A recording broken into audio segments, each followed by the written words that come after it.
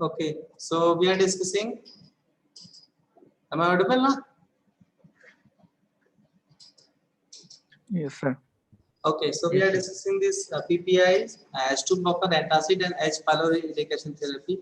So H. pylori eradication therapy includes the drug that is the triple therapy and the 4 medicine therapy and 3 medicine therapy. The 3 medicine therapy includes one clarithromycin or the amoxicillin or azithromycin along with metronidazole or tinidazole and along with one PPI drug, and in the 4 medicine regimen includes the bismuth also. So these 4 drugs used for that H. pylori eradication therapy, because H. pylori is very important factor in most of the cases of the peptic ulcer. So if you suspect that there may be infection of the H. pylori, in the chronic cases, you must give the eradication therapy to the patients. Next, you have to advise the patient to avoid to take the NSAIDs. If if if it is necessary to take NSAIDs, then you can advise your patient that to take the NSAID along with PPIs. Always prescribe the PPI along with the NSAIDs. So now come to the surgical part. So first, what are the surgical indications? It is very important to know because every patient of that peptic ulcer disease may not require the surgical management. So you cannot prescribe the surgery for any all the peptic ulcer disease patients. So what are the indications? You have to choose very wisely. So first thing that patients when the patient fails to respond the medical therapy even after you are giving the eradication therapy using PPIs for the gastric ulcers at least 2 months of treatment, and in the peptic ulcer the 6 month of treatment. If the ulcer fails to heal, means you are taking a you are prescribing a patient of the gastric ulcers up to 2 months, and even after that patient has no relief with the symptoms, and in the endoscopy the ulcers are still there and the same are there, so it means the medical therapy is failed here. You have to advise to surgery to that patient. The second thing, if the patient wants to quick relief, means because long time duration treatment, some patient may not have some time or some patient may not afford the long time medical therapy. So they want to take just surgery and so want the quick relief. So that in that case, the patient is willing to uh, go under surgery. In that case, you have to advise the patient to surgical management. Next thing, the patients having long time history of that peptic ulcer disease. Usually, if the patient has history of more than 5 years of the relapsing disease again and again and again, means the periodicity, patients 5 year patient is suffering from the same disease, then it's very much possible that there is the recurrent ulcers are there. The medical therapy may not be effective. In that case, you have to you can advise the surgery to that patients.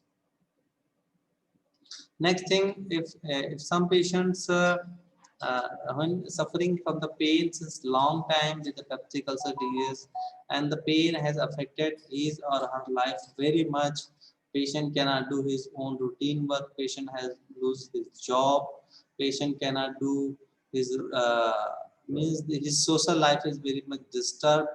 In that cases, the patient wants to quick relief, and in that cases you can advise to surgical management to that patients. Next thing, if your patient of the peptic ulcer disease comes with the complications of the peptic ulcer, just like the obstruction is there.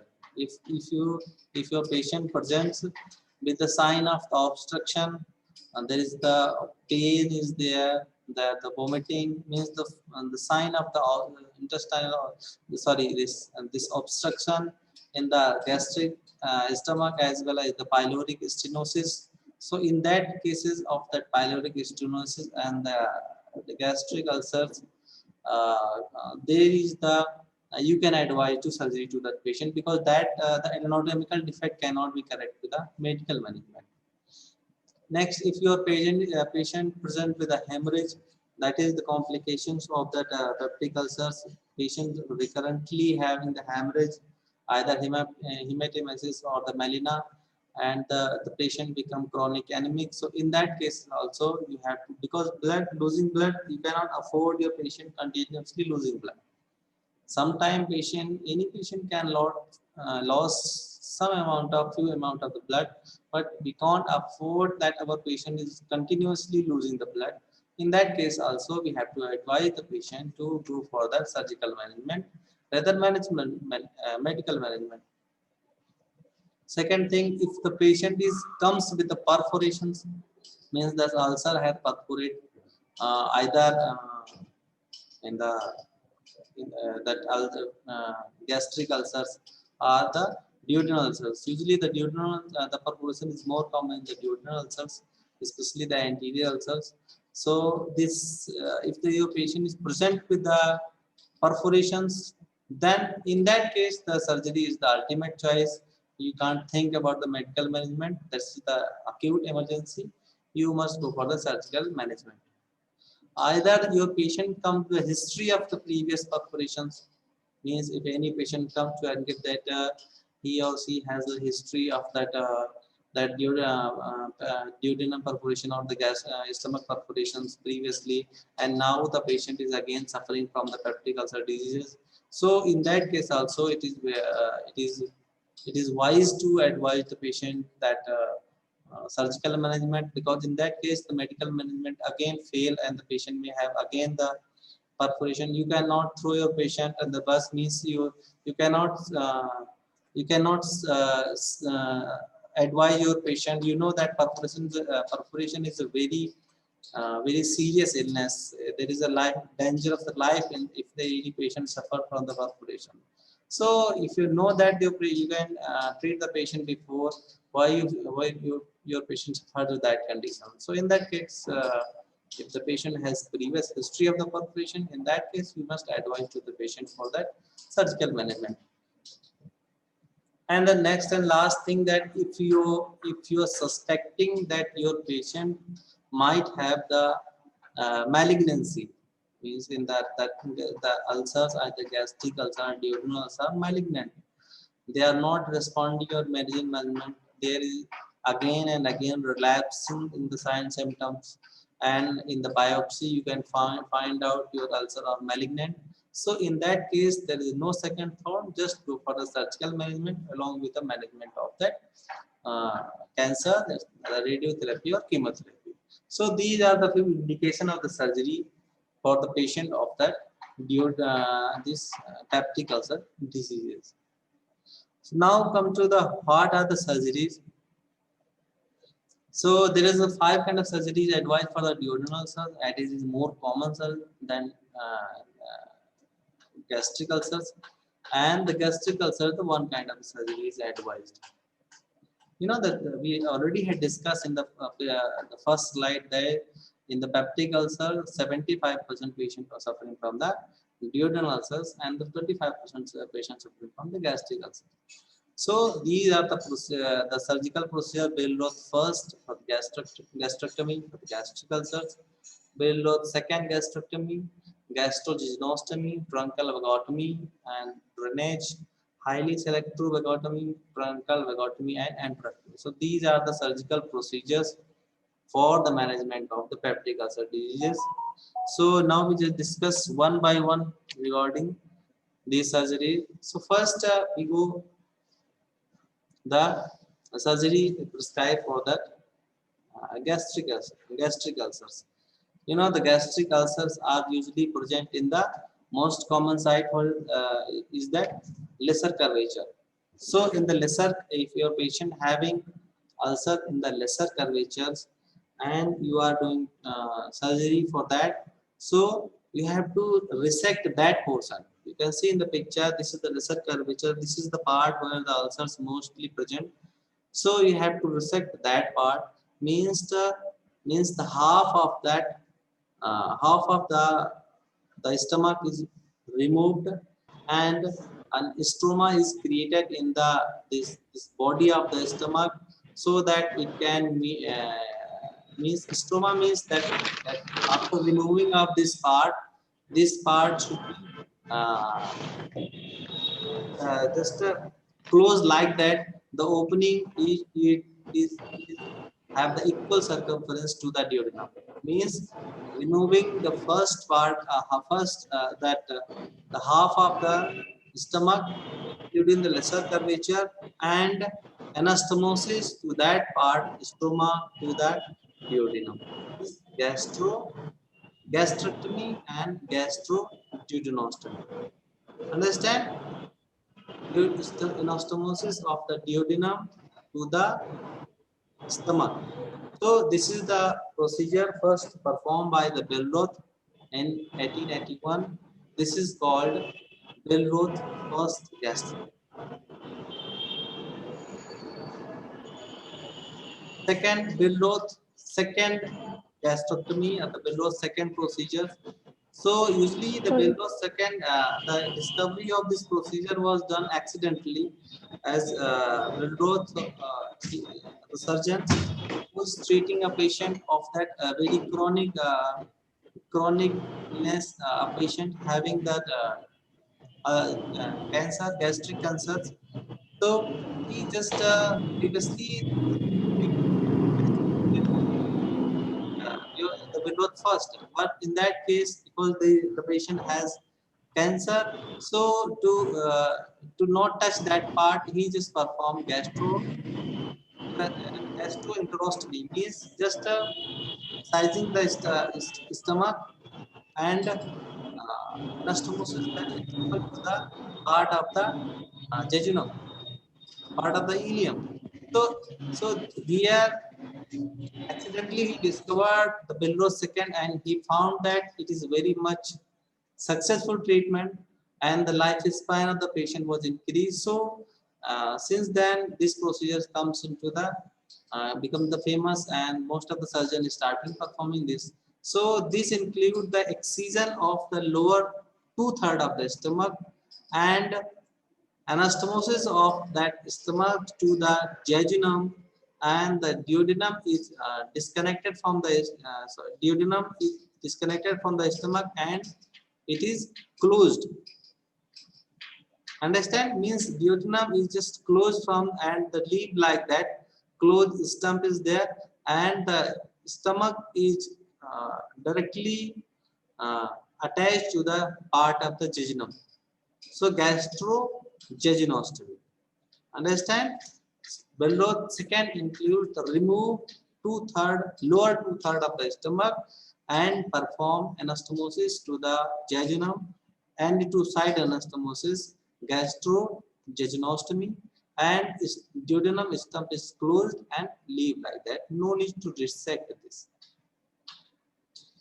This procedure has very much improve the duodenal ulcers. For this was performed by the duodenal ulcers. So because of the duodenal ulcers was due to the exposure of that duodenal tissue to that acid. So now when we disconnect this, the duodenal ulcers heals completely. So this procedure is effective and very much famous also. Bell-Roth second gastrojejunostomy. Second thing, the truncal vagotomy and drainage. So after all these procedures are good, these procedures were performed nowadays. So these procedures are very less performed because of that very good medical management. The surgery are rarely required. So, but these procedures also have lots of the complications, lots of the morbidity, lots of the mortality also. So that's why different things were tried. So next, the tried things were the truncal vagotomy. Truncal vagotomy, you know that vagus nerve is responsible for the secretions of that gastric acids in the stomach. And most of the problem of the duodenal ulcer is there is the hyperacidity, the hypersecretions of the gastric secretions. So this the nerve which control the gastric acid secretions, that is the vagus nerve. So here just a truncal vagot means the complete trunk of that vagus nerve which supply to the part of the stomach, duodenum and the biliary tree. It was denervated. Denervated is just disconnected from here. The vagus nerve is disconnected from here, so that it reduces the very much secretions of that gastric acid, and the patient is very much relief because the acid secretions reduced very much. But the problem is that due to this denervation of this part of that stomach, lower part of the stomach and the duodenum lost the motor functions also, so that the food is the peristaltic movement is not proper in that part, so that there is the collection of the food here is means the movement of food become slow, so that the drainage procedure is performed. Drainage procedure means uh, the movement of the you have to facilitate the movement of that food bolus, so that you have to make arrangement for that, make the surgery for that. So for that drainage purpose, pyloroplasty and the jejunostomy should be advised and should be done. So usually the procedure was done truncal vagotomy along with this pyloroplasty or jejunostomy. So here the pyloroplasty we have discussed in the treatment of pyloric stenosis. Just give the longitudinal incision in the pylorus and suture that pylorus part with that in transverse, so that this pylorus become short and the lumen become wider. So it facilitate the movement of that bolus food into the alimentary canal. Either you perform that gastrojejunostomy, just like the Billroth second. Just close the duodenal stump and perform the anastomosis of the stomach to the jejunum, gastrojejunostomy. So this is the pyloroplasty procedure. Give the longitudinal incision and close that incisions transversely, so that this pylorus, there is shortening of that portion, because this is the narrowest part of the duodenum. So you become by doing this procedure that the pylorus become wide and short. It facilitates the movement of easily movement of food to that duodenum, second part of duodenum, as well as in the jejunum to the next alimentary canal, part of the alimentary canal. So the truncal vagotomy and drainage includes the denervation of that vagus nerve supplying to the stomach, duodenum, as well as the biliary tree. As along with this, for the drainage, you have to perform pyloroplasty or gastrojejunostomy. Next procedure, the highly selective truncal vagotomy. The highly selective truncal vagotomy means we are not completely denerving the complete vagus nerve, but highly selectively we just cut that part of the nerve which is supplying the parietal cells. You can see in the picture, a truncal vagotomy means we are just disconnecting complete vagus nerve supplying to this part. B, selective vagotomy means we are just disconnecting the part or supplying to that antrum, the body of the stomach. And the C, the highly selective vagotomy means we are just disconnecting that fibers of that vagus nerve which directly supplies to the parietal cell mass, because parietal cells are the responsible cells which secrete that hydrochloric acid in the stomach. So we are just disconnecting these nerve fibers only. So this highly selective truncal vagotomy is very good procedure that has very satisfactory treatment of the duodenal ulcers and very less morbidity and mortality.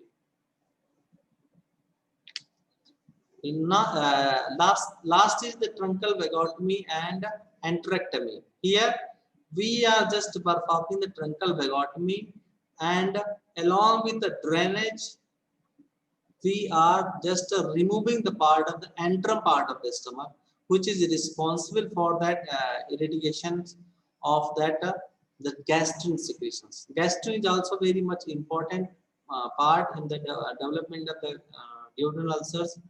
So if they remove that antrum part of the stomach, so it reduces very much formation of this gastrin. So this procedure, we are disconnecting the vagus nerve, truncal vagotomy. Along with this, the removal of the antrum part, and this and the remaining part of the stomach is continued with anastomosis to do the duodenum. So truncal vagotomy and enterectomy. So these are the 6 procedures advised for the peptic ulcer diseases, especially in the duodenal ulcers.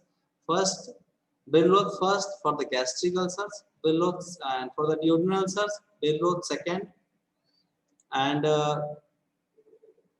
Bellroth second, then truncal vagotomy and drainage, then highly selective truncal vagotomy and truncal vagotomy and enterectomy. So these are the surgical procedures.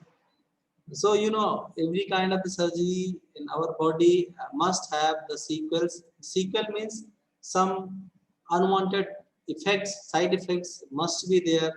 Uh, so there are the few sequels of after these kind of that surgery for the peptic ulcer diseases. So these are the few sequels: recurrent ulcerations, small stomach syndromes, bile vomiting, early and late dumping, post-vagotomy diarrhea, malignant transformations, nutritional consequences, and formation of the gallstones. So, in the next lecture, we just discuss one by one these sequels and how we can manage these sequels of surgery, and next then come to the complications.